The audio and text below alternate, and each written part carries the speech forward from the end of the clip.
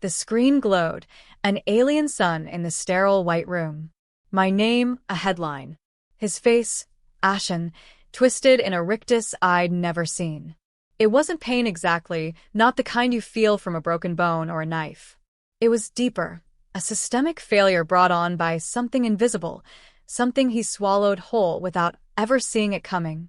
His hand, the one that had once held mine so gently, clawed at his chest, crumpling the crisp linen of his shirt. The sound wasn't loud, just a choked gasp, followed by the sickening thud of his body hitting the polished floor. The world narrowed to that sound, that image. The doctor's voice, a distant, buzzing fly. Something about a massive shock, a sudden, extreme stressor they didn't know. They couldn't see the real weapon. They couldn't see the small, pixelated squares on the phone screen that had fallen from his nerveless fingers. The squares that showed my smiling face, bathed in the soft glow of 100 candles, surrounded by love, next to a man who wasn't him. Let me know where you're watching from and what time it is. And if you haven't already, please subscribe, it helps me more than you know. Life had a rhythm then, a comfortable, predictable beat. Mornings smelled of his coffee and the faint, sweet perfume I chose just for him. Evenings settled in with the click of his key in the lock, the familiar weight of his presence in the next room. We were a unit. 10 years built on shared jokes, inside stories, the quiet understanding that comes from navigating the mundane and the monumental together. My birthday was coming, a big one. 40. It felt significant, a milestone I wanted to mark with the person who had been by my side for a quarter of my life. We talked about it for months. A trip to Italy, he'd said, leaning across the table in our favorite restaurant, his eyes holding mine with that familiar warmth. Florence. We'd always wanted to see Florence. I spent weeks lost in guidebooks, charting our days, imagining the taste of Chianti under a Tuscan sun, the feel of ancient cobblestones beneath my feet. It wasn't just a trip, it was a reaffirmation. 40 years, yes, but 40 years with him. A celebration of us. The invitations were sent for a small dinner party the week before we left, close friends, family, the people who had witnessed our journey. The dress hung in my closet, a deep emerald green, waiting. Every detail was planned, every expectation carefully laid. My heart hummed with quiet anticipation. I was loved. I was secure. This was my life, solid and true. Then came the call. 2 days before the party. 3 days before my birthday. I was picking up the cake, a ridiculously decadent chocolate creation I'd ordered weeks ago. My phone rang, his picture flashing on the screen. My stomach did a little flip of happy familiarity. Hey, I answered, smiling, juggling the large box. Listen, he said, his voice tight, strained. Not the usual relaxed tone. My smile faltered. What's up? Everything okay? A pause. The kind that stretches too long, filling the space with unspoken things. Something's come up. Massive issue at the office. Global client crisis. I have to fly out tonight. My hand tightened on the cake box. Tonight? Where? London. It's bad. Like, career-ending bad if I don't fix it. Needs me on the ground. Immediately. London. Tonight. My birthday was in 3 days. The party in 2. But my party? Our trip? My birthday. The words tumbled out, small and desperate. Another pause. Deeper this time. I know, and I'm so sorry. Truly. But there's no one else who can handle it. It's got my name all over it. His voice sounded convincing, edged with professional stress. He was good at this. Sounding like the burdened, essential man. My mind scrambled. London. Global crisis. It sounded important. Real. Was it? I wanted to believe him. I needed to believe him. The alternative was too ugly to contemplate. How long? I asked, my voice small. A few days. I don't know. As soon as it's fixed, I'll be on the first flight back. We'll celebrate properly then. I promise. Properly. The word felt hollow. Yes. Everything. The trip, the party, all of it. I stood on the pavement outside the bakery, the heavy cake box suddenly feeling like lead. The late afternoon sun felt cold. A global crisis. Of course. What could be more important than fixing a career-ending problem? What could be more important than me? The question formed unbidden, sharp and painful. But I pushed it down. He was under pressure. He was essential. He loved me. This was just bad timing. Unfortunate. Life happened. Okay, I said, the word barely a whisper. Okay, be careful. I will. I love you. I love you too. The cake sat on the counter, magnificent and mocking. The emerald dress hung silent in the closet. I called friends, canceling the party, trying to inject a note of brave understanding into my voice. Work emergency. I'd say, he feels terrible. They were sympathetic, of course. Poor thing, they'd say about him. Not about me. That night, the house felt vast and empty. His side of the bed was cold. I lay awake, listening to the silence, trying to reconcile the man who promised Florence with the man who flew away on the eve of my milestone birthday for a global crisis. Doubt, a tiny, insidious worm, began to eat at the edges of my carefully constructed reality. The next day was a blur of forced normalcy. I worked, I went to the gym, I tried to read. But his absence felt like a physical weight in the air. I didn't hear much from him. A brief text, still swamped. We'll call later, later never came. My actual birthday dawned gray and wet. 40. Alone. The cake was still there, untouched. I made myself a solitary breakfast, the silence of the house deafening. My phone buzzed with messages from friends and family. Happy birthday. Where are you? Celebrating in London? I forced cheerful replies, maintaining the narrative. He was saving the world. I was a supportive wife. It was fine. It wasn't fine. By lunchtime, the forced cheer cracked. I felt a wave of nausea, a cold dread settling in my gut. London. A global crisis. It felt thin. Too convenient. My hands were shaking as I opened my laptop. Where do you even start? His work calendar? Password protected. His email? Same. His phone? He'd taken it, of course. But there were traces. Digital breadcrumbs. I remembered him mentioning a new project, something about a launch event. I started there, searching company news, industry blogs. Nothing about a crisis. Nothing about an emergency flight. My fingers typed, cold and relentless, moving through the digital landscape. Company flights? Travel booking sites? It felt invasive, desperate. It was desperate. Then a whisper. A faint echo in the digital ether. Not a crisis. Not London. A conference. In Paris. A smaller event focused on a specific industry niche. And a name mentioned alongside his. Sarah Jenkins. Head of marketing for a competitor firm. I remembered the name. He'd mentioned her in passing once. Sharp, he'd said. Impressive. My blood ran cold. Why Paris? Why this conference? Why Sarah Jenkins? The pieces didn't fit the global crisis narrative. They fit a different one. A sickeningly familiar one. I felt a physical ache, deep in my bones. I wasn't searching for proof anymore. I was searching for the inevitable. The real punch to the gut came 2 days later. Not from my husband, who remained frustratingly silent save for perfunctory, swamped texts. It came from a friend. A well-meaning, oblivious friend who hadn't gotten the memo about the work emergency. Hey, her text bubbled. OMG, I saw Mark at the airport yesterday. Looked like he was just getting back from a fun trip. Didn't stop to say hi though. Must have been rushing. Looked great. Mark. My husband. At our local airport. Yesterday. Not London. Not swamped. Getting back from a trip that ended yesterday? My birthday was 2 days ago. My party was cancelled 3 days ago. The Paris conference ended yesterday. Sarah Jenkins posted a photo on LinkedIn yesterday morning from Paris, tagging him in a comment. It wasn't just a feeling anymore. It was a brutal, undeniable reality. He hadn't been in London saving his career.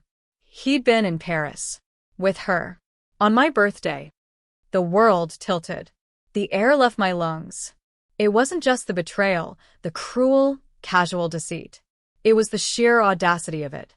Skipping my significant birthday, canceling our trip, lying about a global crisis, all for a weekend in Paris with another woman.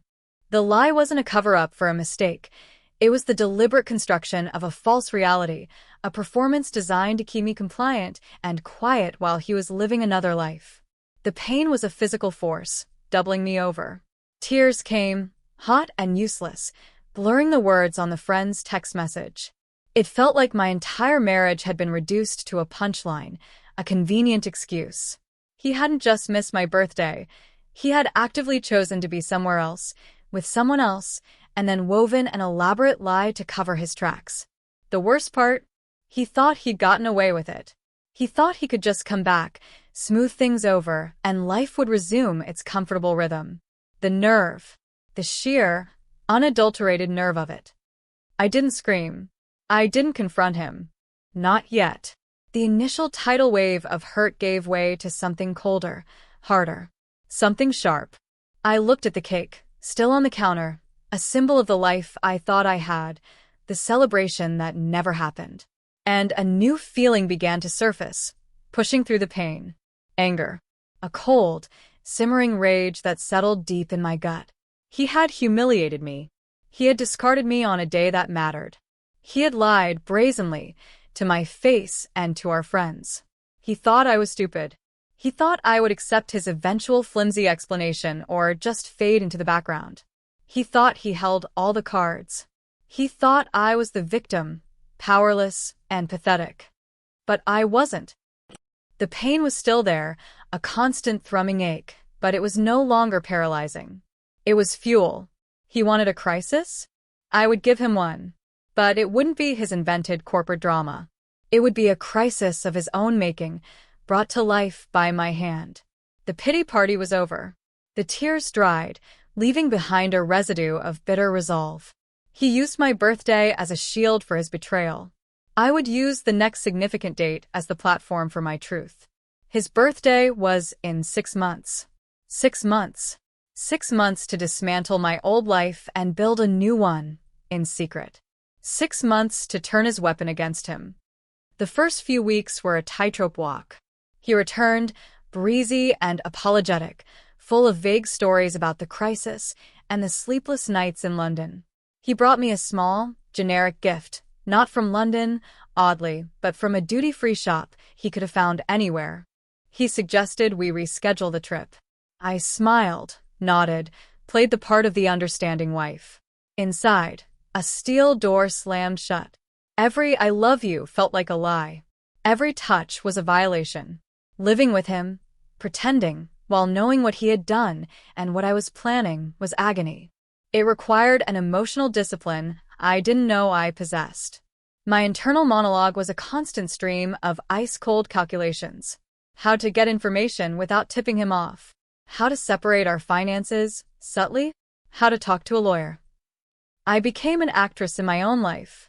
At night, after he fell asleep, I worked. I found proof. More than I needed. Texts, emails, photos. They weren't hard to find once I knew where to look and had the cold, clinical detachment to do it. A paper trail, more powerful than any emotion. It laid bare the timeline, the planning, the casual disregard for my feelings. It confirmed not just the trip to Paris, but a longer history, a connection that predated my birthday significantly. Sarah Jenkins wasn't a one-off. She was a fixture. He hadn't skipped my birthday for his mistress. He had skipped it because his mistress was a planned part of his life, and my birthday inconveniently overlapped. The realization was a fresh wound, but it also sharpened my resolve. This wasn't just about revenge. It was about survival, about reclaiming my dignity from a man who had systematically stripped it away. I started talking to friends differently. Not about my pain, but about my future. About what I wanted. About feeling lost and wanting to rebuild. Some offered sympathy. Some offered advice. And one friend, a kind, steady presence named Daniel, simply offered to listen. We started spending time together. Platonic. He knew something was wrong in my marriage, but I was vague, citing distance, stress. He was divorced himself, understood the quiet ache of a life that hadn't turned out as planned. We talked for hours, about everything and nothing. He made me laugh again. He saw me, not the wife of Mark, not the woman who had been hurt, but me. A person with thoughts, feelings, dreams. He was patient, steady, kind. The idea started small, a flicker of warmth in the cold, hard landscape of my plan. What if? What if I didn't just leave? What if I didn't just get divorced quietly? What if I actually lived? Fully, joyfully, visibly? And what if that living, that joy, was the most potent response to his betrayal? The idea grew, intertwined with my growing connection with Daniel. He wasn't a rebound. He was different. He was open. Honest. He talked about his past mistakes, his hopes for the future. He didn't hide. He didn't lie. With him, I didn't feel like I had to pretend. I could just be. The plan for his birthday coalesced. It wouldn't be a quiet revelation. It wouldn't be a courtroom drama hidden from the world. It would be public. Unavoidable. It would be a mirror held up to his deceit, reflecting back not my sorrow, but my thriving. I decided on a surprise party. For my birthday. The one he missed. A delayed celebration. With a twist. The guest list would be the same friends, the same family he'd lied to. The date would be significant, not his birthday, that felt too direct, too much like simple tit-for-tat. No, the timing needed to be unpredictable, chosen purely for maximum impact when he would see it. My original party date had passed, my birthday too. But a few months had gone by. Enough time for him to think he was safe, that the crisis was averted, that I was simply moving past the missed birthday. Enough time for my relationship with Daniel to deepen into something real, something undeniable. Daniel was hesitant at first. A surprise party? For my birthday months later? And making it public? He didn't understand the depth of the wound, the necessity of the reveal. I explained.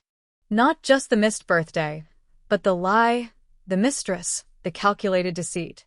The cold determination in my voice convinced him. He saw it wasn't about petty revenge. It was about setting the record straight, reclaiming my narrative, and doing it on my own terms. He agreed. Not just to attend, but to be present, visible, by my side. The plan became ours. The next few months were a whirlwind of clandestine arrangements. Venue booking under a friend's name. Discreet invitations with a carefully worded request for discretion, keeping a secret for a special surprise. My close friends, the ones who knew snippets of the truth or sensed the deep fracture in my marriage, became co-conspirators. They understood the need for this. They saw the difference in me, the quiet strength emerging from the ashes of hurt. The dress came out of the closet, still emerald green, but now it felt different. It wasn't waiting for him. It was waiting for me. And for Daniel. Our relationship blossomed in the hidden corners of my life with Mark. Weekends away under the guise of visiting family, hushed phone calls when Mark was out, stolen moments that felt vibrant and real against the dull backdrop of my dying marriage. It wasn't easy. The guilt sometimes gnawed at me. The duplicity felt heavy. But then I remembered the Paris conference. I remembered the casual lie. The scale of his betrayal dwarfed any discomfort I felt about keeping my own secrets. This wasn't a fair fight. It was a necessary maneuver in a war he started. There were moments the plan felt fragile, ready to shatter. What if Mark came home unexpectedly? What if a friend accidentally mentioned Daniel? What if he saw something, sensed something? The tension was a constant companion, a knot in my stomach. He seemed oblivious, or perhaps willfully ignorant. He was traveling more frequently for work, again, the patterns distressingly familiar. I knew he was still seeing her. The paper trail was quieter now, but the signs were there if you knew how to look. It only fueled my resolve. He was still building his life of deceit, unaware that mine, built on truth and quiet strength, was about to intersect with his in a catastrophic way. All seemed lost sometimes, buried under the weight of the lie I was living, the fear of exposure, the possibility that he might somehow discover my plan and derail it. The risk felt enormous. My entire future, my reputation, My emotional well-being hinged on the execution of this single, audacious event. Was I crazy? Was this too much? Doubt whispered in the dark hours before dawn. But then I looked at Daniel, saw the genuine happiness in his eyes when he looked at me, felt the steady warmth of his hand in mine, and I knew. This wasn't just about vengeance. It was about claiming my right to be happy, openly and without apology. The day of the surprise party arrived. It wasn't my birthday anymore, hadn't been for months.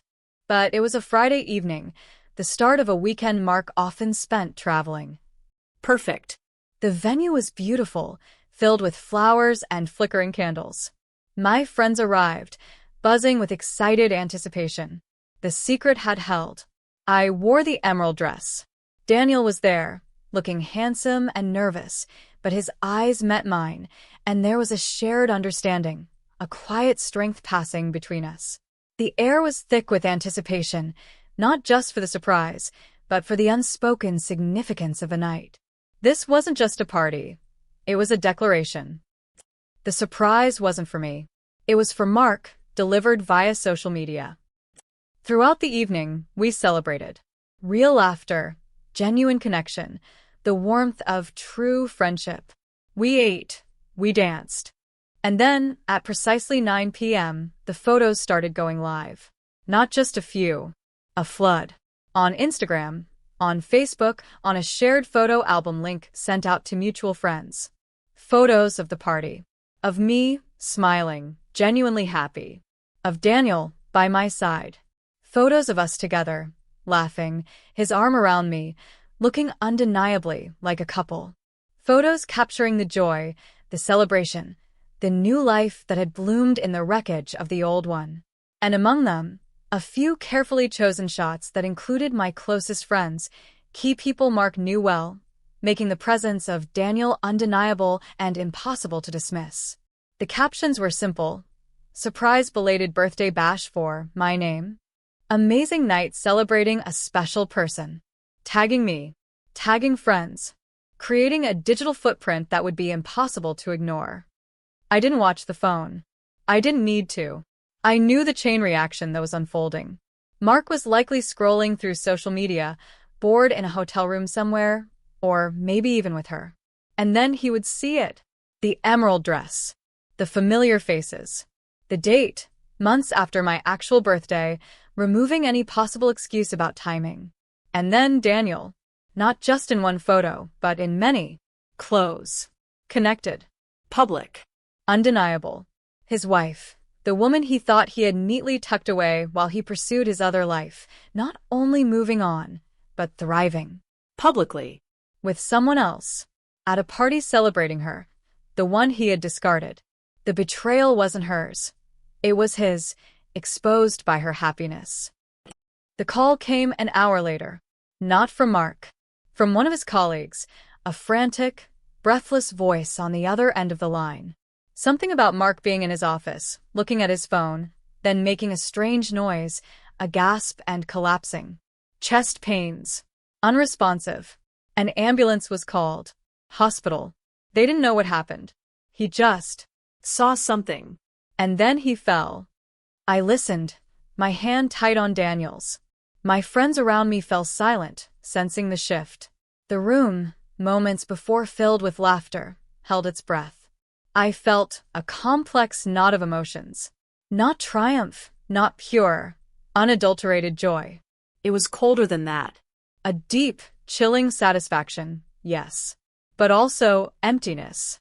This wasn't the ending I had imagined when I was a girl dreaming of marriage and a future. This was the wreckage left behind by deceit. He collapsed because the carefully constructed world he'd built on lies imploded the moment he saw the truth of my resilience. He saw my happiness, my new relationship, not as a reaction to his betrayal, but as a life built despite it, a life that made him utterly irrelevant. He thought he had won, that he could have both lives. He lost everything in the instant he realized I hadn't just moved on.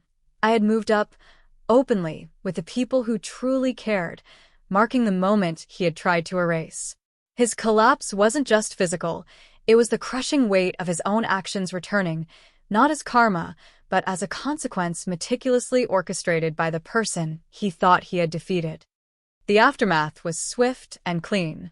With the public nature of the party, the photos, and the undeniable proof I had quietly gathered over months, the divorce was uncontested. His public humiliation was complete. There was no legal battle, no messy arguments over assets. He was too preoccupied with his own physical and professional fallout.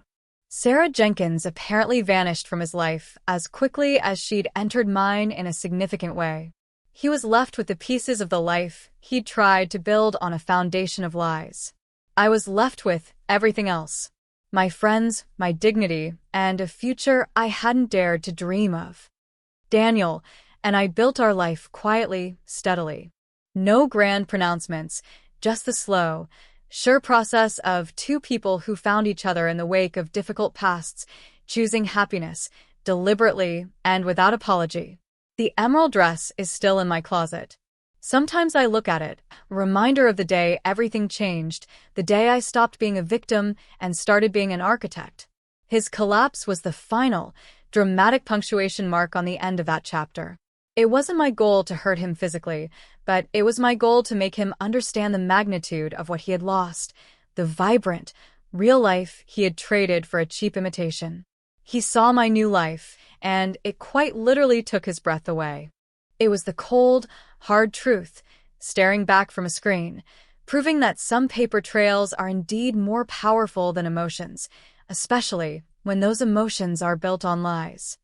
If this story hit close to home, I'd love to hear your version. Drop a comment with where you're listening from and what time it is. Thanks for being here. Subscribing helps bring more of these to life.